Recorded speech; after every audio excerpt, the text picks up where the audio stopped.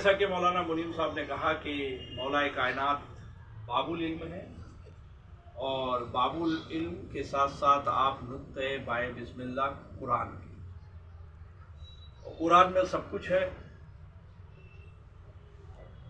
اور اس یعنی پورے قرآن کا مفہوم سورہ بقرہ میں ہے، سورہ بقرہ کا پورا مفہوم الحمد شریف میں ہے، الحمد شریف کا پورا مفہوم بسم اللہ میں ہے، بسم اللہ کا پورا مفہوم بسم اللہ کے بے میں ہے، بسم اللہ کے بے کا پورا مفہوم اس کے نقطے میں ہے۔ حضرت علی فرماتے ہیں کہ انا نقطۃ بائے بسم اللہ، میں بائے بسم اللہ کا وہ نقطہ ہوں، یعنی پوری کائنات، اس لیے آپ کو مولائے کائنات کہا جاتا ہے۔ اب رہی بات کہ سب سے بڑی چیز ہوتی ہے کہ کسی سے کسی کا تلنا کرنا۔ سرکار دو عالم صلی اللہ علیہ وسلم کی ذات پر ایمان لانے والوں کو مسلمان کہتے ہیں، سرکار دو عالم کی ذات پر ایمان لانے والوں کو مسلمان کہتے ہیں، اور ہر مسلمان جب تک غلامی مصطفیٰ نہ کر لے،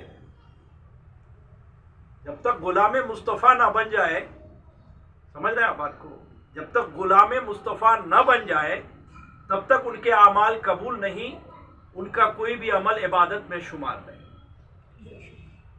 غلام مصطفیٰ، غلامی مصطفیٰ، اتباع رسول، اور اتباع رسول ہی، پیروی رسول ہی، اتباع یعنی غلامی، نقش قدم پر چلنا ہی عبادت رب ہے۔ سمجھ میں آ رہی؟ عبادت رب ہے۔ تو بات ہو رہی ہے غلاموں کی، اور غلام وہ جو کلمہ پڑھ کر مسلمان ہوا وہ سب غلام مصطفیٰ، اور غلام مصطفیٰ مطلب عبادت گزار ہو جائیں گے، اور عبادت گزار ہو گئے، ان کی غلامی اللہ کی بندگی ہو گئی۔ تو بندگی کرنے والے لوگ اپنی غلامی کے سبب، بندگی کے سبب وہ اجر کا مستحق ہیں، وہ دنیا و آخرت بہتر ہوتی ہے اور جنت کے حقدار ہوتے ہیں۔ مگر بات آج ان کی کرنے جا رہا ہوں جو غلام نہیں، بات جن کی کر رہا ہوں وہ غلام نہیں۔ اگر علی کو، مولائے کائنات کو رسول کا غلام مانے تو رسول غلام کو بیٹی کیسے دے سکتے ہیں؟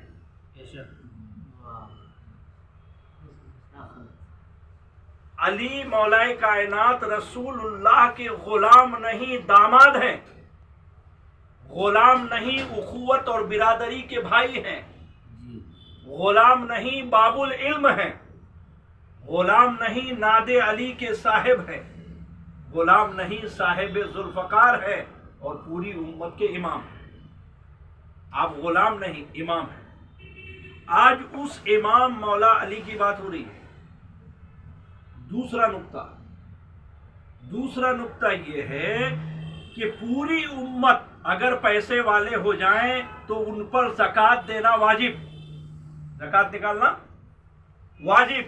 یہی امت اگر غریب و نادار ہو جائیں تو زکوٰۃ کھانا حلال، زکوٰۃ کھانا حلال۔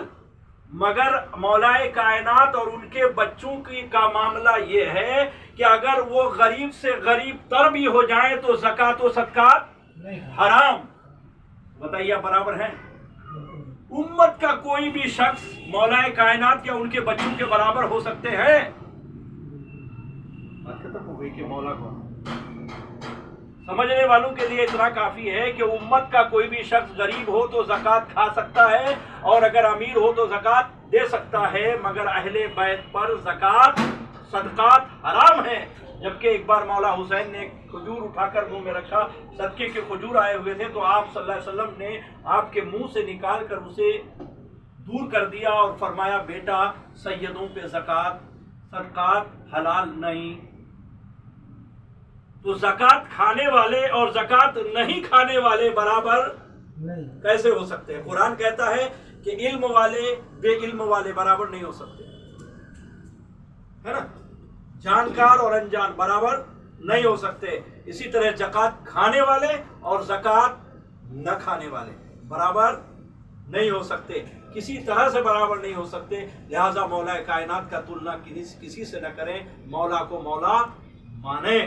مولا مولا ہیں، امام ہیں، داماد مصطفیٰ ہیں، اور ولایت کے تاجدار ہیں کہ بعد از رسول صلی اللہ علیہ وسلم جو دنیا قیامت تک چلنے والی ہے وہ ولایت کے دم پر، اور ولایت کا سر چشمہ حضرت مولا کائنات علی المرتضیٰ ہیں۔